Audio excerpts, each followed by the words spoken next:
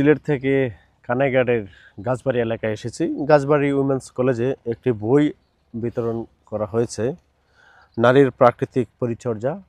এবং আজকে বলা যায় আমাদের পাণ্ডুলিপি প্রকাশনের প্রকাশক বায়েজিদ মাহমুদ ফয়সল ভাই, ওনার জন্মদিন, এবং জন্মদিনের দিনটা আমরা সুন্দরভাবে উদযাপন করতে পেরেছি। সেই জন্য সবাইকে ধন্যবাদ জানাই। এবং আমাদের সাথে যিনি ছিলেন এই আয়োজনের গাছবাড়ি উইমেন্স কলেজের ম্যানেজিং ডাইরেক্টর জয়নাল আবেদিন চৌধুরী ভাই, ওনাকে অসংখ্য ধন্যবাদ জানাই আমাদেরকে আমন্ত্রণ জানিয়ে গাছবাড়ি উইমেন্স কলেজ কানাইঘাটের অন্যতম একটি এলাকা গাছবাড়িতে নিয়ে আসার জন্য। তো গাছবাড়ি থেকে আসার পথে ঠিক আমরা যে জায়গায় দাঁড়িয়ে আছি, জৈন্তাপুর এবং কানাইঘাট এলাকার যে মধ্যখানে একটি গাং রয়েছে, কুইগাংয়ের সামনে থেকে আমরা এই দৃশ্যটুকু ধারণ করেছি এবং সবাইকে ধন্যবাদ জানাই। এবং আমরা আশা রাখি পাণ্ডুলিপি প্রকাশন এভাবে শুদ্ধ প্রকাশনায় এগিয়ে যাক এবং শুদ্ধতম কাজগুলো বাংলা সাহিত্যের মানুষের কাছে পৌঁছে দিক। এবং বিশেষ করে ইসলামিক সাহিত্যের ক্ষেত্রে পাণ্ডুলিপি প্রকাশন বিশেষ অবদান রেখে যাচ্ছে। তাদের এই পদচারণা আরও শুভময় হোক, প্রত্যাশিত আলোর বাতিগুলো যেন এভাবেই জল করে প্রজ্বলিত হতে পারে প্রতিটি বাংলা দ্বীপান্তরে। ধন্যবাদ আমাদের অত্যন্ত প্রিয়জন প্রস্তাবক। আজকে আমরা এই মুহূর্তে দাঁড়িয়ে আছি ধলাপাড়া কুইগাং নদীর পাড়ে। আমাদের সাথে আছেন গাছবাড়ি মহিলা কলেজের সম্মানিত ম্যানেজিং ডাইরেক্টর জয়নুল আবেদিন চৌধুরী সাহেব। আমাদের সঙ্গে আছেন সিলেটের অতি পরিচিত মুখ, পাণ্ডুলিপি প্রকাশনের স্বত্বাধিকারী, লেখক, গবেষক, সাংবাদিক, অত্যন্ত বন্ধুবৎসল মানুষ, সাংগঠনিক কর্মতৎপরতা ব্যাপক জনাব বায়েজিদ মাহমুদ ফয়সল সাহেব। আজকে আমরা যে জায়গাটায় এসেছি, আমাদের আজকে সকালের একটা প্রোগ্রাম ছিল গাছবাড়ি উমেন্স কলেজে পুস্তক বিতরণী একটা অনুষ্ঠানে। এই বই লিখেছিলেন রাবিয়া তাহেরা আব্দুল মজিদ। উনি প্রবাস থেকে ওনাদের একটা চ্যারিটি ফান্ড আছে, সেটা হচ্ছে জয়তুন ওয়েলফেয়ার ট্রাস্ট।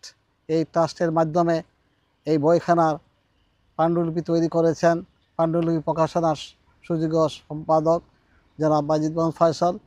আজকে আমরা এখানে আমাদের প্রিয়জন কানাইঘাটের কৃতি সন্তান এই উইমেন্স কলেজের সুনামযোগ্য এমডি সাহেবের আমন্ত্রণে এবং কলেজ কর্তৃপক্ষের আমন্ত্রণে তাদের কলেজে এসে এই বইখানা ছাত্রীদের মধ্যে বিতরণ করেছি।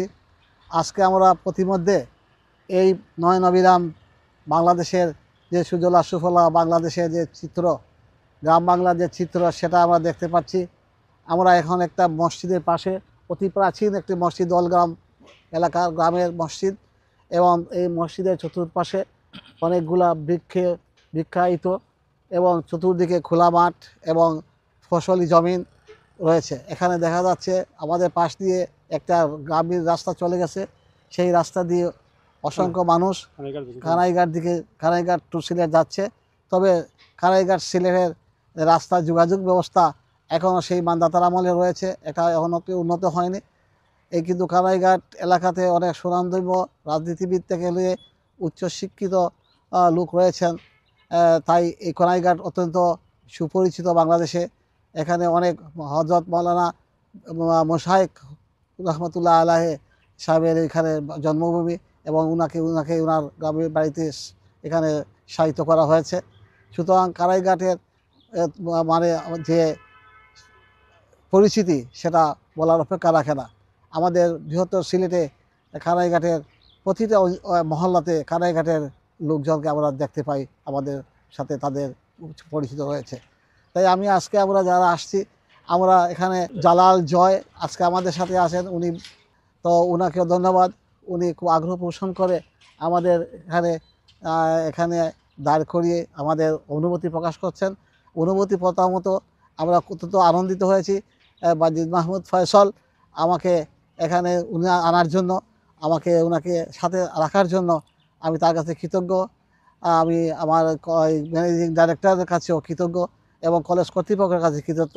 এবং আজকে যে সুন্দর দৃশ্য দেখতে পাচ্ছি সেটা আমার কাছে স্মরণীয় হয়ে থাকবে। এবং আমি আশা করি এই কানাইবাস এলাকাবাসী আমাদের দেশকে কৃষি ফসলে, কৃষি উন্নয়নে আরও বেশি করে সমৃদ্ধি আনবেন। ধন্যবাদ। এই বলে আমার বক্তব্য শেষ করছি।